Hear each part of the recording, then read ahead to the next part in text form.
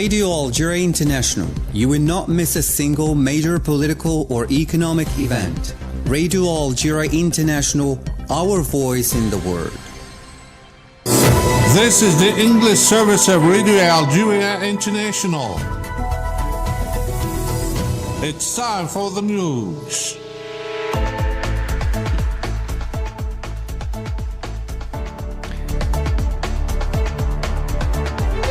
In today's top stories, the Algerian government has rejected and condemned the remarks made by French President, describing them as shameless and unexpected interference in the country's affairs. The Algerian diplomacy chief expressed the will of Algeria and Cameroon to consolidate bilateral cooperation, notably in the economic sector. As the Israeli occupation has committed 6 new massacres in Gaza, killing 51 people and wounding 78 others, Ireland has formally filed a declaration of intervention in South Africa's case before the ICJ against the Israeli genocide in Gaza.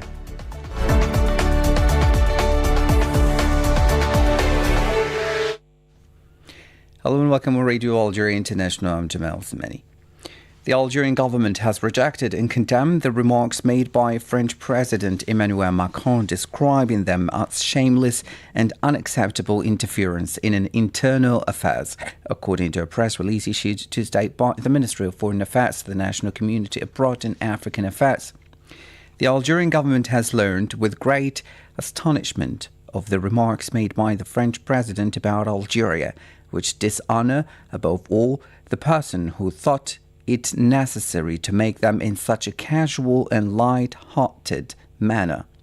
These remarks can only be repudiated, rejected and condemned for what they are, a shameless and unacceptable interference in internal Algerian affairs. The same source added that what the French president wrongly and falsely presents as a matter of freedom of expression is not a matter of freedom of expression under the law of a sovereign and independent state. Meanwhile, the Office of the Council of the Nation, chaired by President of the Council of the Nation, Mr. Salah Goudil, said that the statement made by the French President on Algeria is a delinquent, reckless, extremely dangerous and misbehavior, a political offence and hostile act, which clearly confirmed that France has lost its state features, far from the basic rules of international relations and the rest of the literature of diplomatic practice. It seriously violates the principle of respect for the sovereignty of states, infringes on the sovereignty of Algeria, and represents a blatant political provocation that arouses strong resentment among the Algerian people and all components of the nation.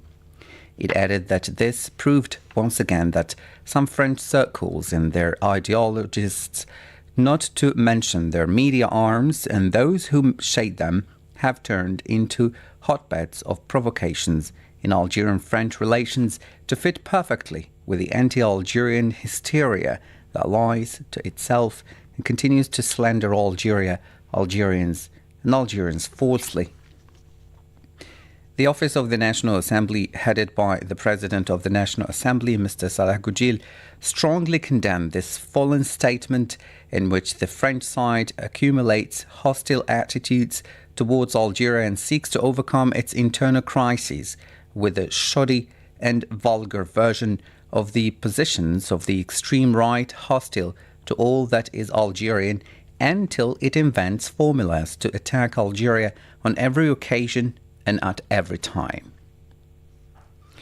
The President of the Republic, Mr. Abdelmajid Tebboune, has received His Highness Sheikh Jassim bin Hamad Al Thani, personal representative of the Emir of the State of Qatar. President Abdelmajid Tebboune has sent his sincere condolences to the family of Algerian boxing legend Abdelkader Ould Makhloufi, who died at the age of 80. The message of condolences read that he wrote his name, the annals of Algerian sport, as an immense champion with multiple national and continental titles, as a boxer who distinguished himself through his performances in international competitions, but also as a trainer at the head of the national boxing team. Prime Minister Nadir Al-Arbawi has chaired a government meeting devoted to studying a number of draft executive decrees for the law on the prevention and fight against money laundering and terrorist financing. The government also studied a draft executive decree amending the executive decree which sets the conditions and procedures for the transfer of real estate properties belonging to the state and properties managed by the Real Estate Development and Management Offices. The Minister of State, Minister of Foreign Affairs and the National Community Abroad in African Affairs, Ahmed Attaf, has announced from Yaoundé the will of Algeria and Cameroon to consolidate bilateral cooperation, notably in the economic field, while identifying a certain number of priority sectors. In a statement to the press, the Algerian diplomacy chief said relations between Algeria and Cameroon need a new impetus and reinforcement, shedding light on the importance of cooperation among African countries. Cette relation a besoin d'une nouvelle dynamique. Elle a besoin. Our relationship needs a new impetus and greater momentum. The visit of our brother, the Cameroonian Minister of Foreign Affairs, to Algiers and my stay today in Yaoundé aim, with the blessing of our heads of state, to relaunch our cooperation in all its dimensions by updating and modernizing its legal and institutional framework and identifying priorities for realistic, pragmatic and ambitious Algeria-Cameroon interaction. The African dimension is a key aspect of our cooperation. Africa is always present in our bilateral discussions. There are challenges, goals and African causes to defend. Algerians and Cameroonians have always been at the forefront of advocating for African causes amid an unstable international context, which implies on us to stay vigilant, committed and to make great efforts to defending our causes of interest. Ces causes répondent à nos intérêts. Mr. Attaf also insisted on facilitating contacts between the two countries' economic operators. He said the transport sector cooperation has been so fruitful to an extent that together Cameroonians and Algerians are considering to extend it by sea after the air service. He added that the sectors of higher education and vocational training are of high priority. The minister added that cooperation in the fields of health and energy is also a priority, pointing out that African issues remain a priority for both countries. As part of his official visit in his capacity as Special Envoy to the President of the Republic, the Minister of State in charge of Foreign Affairs, National Community Abroad and African Affairs, Mr. Ahmed Attaf, was received today in Brazzaville by the President of Congo, Mr. Denis Sassou Nguesso.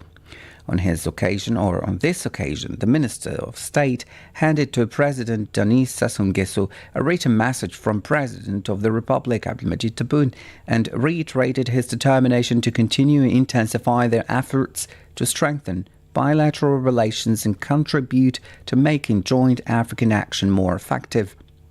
The meeting was an opportunity to review the progress made under the Algerian-Congolese partnership, reflecting the concrete measures agreed by the two countries or the two leaders in July 2022 in Algiers, as well as to consult on current issues at the continental level, in particular reaffirming Algiers' support for the efforts made by President Denis Sassou Nguesso to end the division in Libya in the framework of his chairmanship of the African Union High-Level Committee on the situation in this brotherly country. Now, Algeria's membership as a member of the Commission of the Consolidation of Peace has been renewed for the second consecutive year in line with its mandate as a non-permanent member of the UN Security Council. The decision reflects the international recognition of Algeria's commitment to peace and stability in the world. It also represents the trust placed on Algeria and her constructive contribution to the proceedings of the Peace Consolidation Commission during the year 2024, which was praised by several delegations.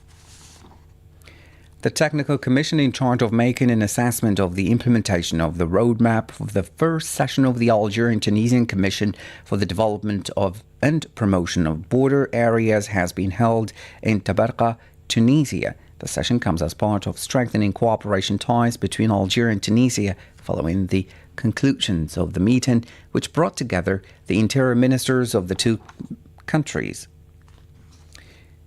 Now, the head of the Arab and Islamic Relations Office of the Islamic Resistance Movement, Hamas, Osama Hamdan, has said in Algiers that the Palestinian people are pinning their hopes on Algeria during its presidency of the Security Council with a view to putting an end to the Zionist aggression against Gaza and stopping the crimes perpetrated against this people. Asabika has the details. Invited by the Al-Nahda movement, Osama Hamdan said that all Palestinian people hope that Algeria will succeed not only in maintaining the Palestinian cause among its priorities in the Security Council, but also in implementing its efforts to put an end to the aggression and stop the crimes perpetrated against the Palestinian people, as expressed by the President of the Republic, Abdelmajid Tebboune, and various Algerian officials. During a meeting with the press at the headquarters of the Al-Nahda movement, the leader of the Hamas movement pointed out that Algeria's efforts at the Security Council are appreciated not only by the resistance but by the entire Palestinian people, noting that Algeria has played a role in the adoption of certain resolutions, in amending others, and in blocking those condemning the Palestinian resistance. According to the same source, Algeria is a country that has always supported Palestine on both the official and popular levels and has stood by the Palestinian people in their struggle because it is with Palestine in all circumstances and has always supported the resistance of the Palestinian people, all components included.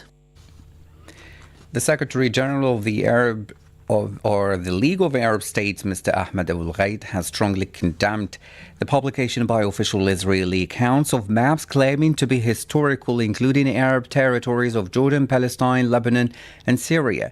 The spokesperson for the Secretary General, Jamal Rushdie, said that the publication of the alleged maps is not a casual act and must be read in the context of the state of right-wing extremism and religious obsession in which the Israeli government and its symbols are immersed to the point of invoking historical myths and promoting them as facts. Ireland has formally filed a declaration of intervention in the case brought by South Africa before the International Court of Justice against the Zionist entity for its war crimes and crimes against humanity in the Gaza Strip since the 7th of October 2023, the court has announced. Dublin's application comes after the Irish government agreed last month to join South Africa's case against the Zionist entity for perpetrating genocide during its war in Gaza. Now, in a report entitled How to Hide a Genocide, the Role of Evacuation Orders and Security Zones in the Genocidal Campaign of the Zionist Entity in Gaza, the independent Palestinian human rights organization Al-Haq has said that the illegal evacuation orders and the forced displacement of more than 1.9 million Palestinians to so-called security zones that represent less than 20% of the territory of Gaza only facilitate and fuel genocide. More details in this report by Said Bougazi. The report, which examines the central role played by these illegal evacuation orders, emphasizes that these orders constitute a war crime and a crime against humanity perpetrated by the Zionist entity. It explains the Zionist entity's tactic, which consists in disguising these massive forced transfers and its targeting of Palestinians in Gaza as preventive measures designed to protect civilians through humanitarian language that misleadingly portrays these acts. By applying humanitarian language to its practice of forcibly transferring Palestinians without any legal basis and in a manner that violates international law, and by describing certain regions as safe areas when they are under constant attack and lack all the essentials for survival, the Zionist entity maintains that it is acting in line with its legal obligations when in reality it is providing further evidence of its genocidal intent, the report adds. Since the very first week of its aggression against the Gaza Strip, the Zionist entity has methodically emptied vast areas of the Palestinian enclave, issuing constant evacuation orders. These orders are presented to the public as evidence of its efforts to minimize civilian casualties and to support its claim to respect the fundamental principles of international humanitarian law. In fact, quite the opposite, the NGO states in its report. It points out that more than 90% of the inhabitants of Gaza, including vulnerable people, have been forcibly displaced from their homes and temporary shelters countless times to so-called safety zones. Contrary to what their name suggests, these zones only put the Palestinians of Gaza in greater danger, the organization added. You're still listening to Radio Algeria International. The Lebanese Prime Minister Najib Mikati has stressed the need to elect a president of the Republic as soon as possible and to accept the invitation of the Speaker of the House of Representatives for the electoral session scheduled for Thursday. Asia Bikar. In his speech to the cabinet meeting, Mr. Mikati said there was a successive vacuum in all the departments and ministers, and if the vacuum continues in the presidency, the state would be eliminated. He added that with the election of a new president of the Republic, bridges will be rebuilt among the Lebanese and between Lebanon and the world. On Tuesday, the Speaker of the Lebanese Parliament, Nabih Berri, convened a general session to be held on Thursday for the purpose of electing a new president of the Republic. In the middle of the political deadlock, the UN and the Lebanese government launched a new appeal for donations of $371.4 million to meet the urgent humanitarian needs of people affected by the recent conflict. An initial appeal for $426 million was launched in October to help people displaced by the Israeli occupation strikes in Lebanon. The main purpose of this appeal is to provide assistance until March 2025 to 1 million Lebanese, Syrian and Palestinian refugees and the most affected by the humanitarian crisis. In the Western Sahara File, participants in the closing session of the International Conference of Solidarity with the Sahrawi People held on Tuesday in the Sahrawi refugee camps of Bujdur have called for the strengthening of the action of solidarity movements with the Sahrawi cause. Said Bougazi has the details. Numerous ideas were formulated during the final session of the conference, which will be adopted in the future, such as the opening of an electronic site for the International Conference of Solidarity with the Sahrawi People, the creation of permanent coordination, and the establishment of a permanent coordination mechanism between activists in solidarity with the Sahrawi cause. The final day of the conference was attended by the Sahrawi Prime Minister Bouchraya Hamoudi Bayoun, the Minister of Cooperation of the Sahrawi Arab Democratic Republic Fatma El Mehdi, the Secretary General of the National Union of Sahrawi Women Shabba Sini, and the Minister of Youth and Sports Hasinatu Mohamed Sheblel. The first workshop of the conference devoted to the theme of solidarity with the Sahrawi cause was marked by the intervention of the Polisario Front representative in Geneva, Ubi Bouchraya Bashir, who reviewed the history of support for the Sahrawi cause in Europe, citing a number of concrete examples in France, Spain, Switzerland, Germany, Australia, and other countries. In another workshop on the theme of climate change and climate justice attended by Swedish environmental activist Greta Thunberg, participants agreed that the Sahrawi cause is one of the major climate issues. The speakers referred to the many challenges facing the Sahrawi people in their efforts to participate in forums dedicated to climate justice, such as the World Climate Conferences. The participants stressed the importance of stepping up campaigns to ensure a Sahrawi presence in these spaces that advocate climate justice, calling in this respect for the need to stop the systematic plundering of Sahrawi natural resources while denouncing their abusive exploitation, which they said threatens environmental stability in Western Sahara, a territory under colonial occupation. The three-day international conference in solidarity with the Sahrawi people brought together human rights defenders in solidarity with the Sahrawi cause from 13 countries, including Algeria, Palestine, Sweden, Germany, Spain, Japan, Italy, Colombia, Croatia, Chile, the United States of America, Portugal, and Lithuania. This is Radio Algeria International, the English service. Stay tuned. Our Talk. A weekly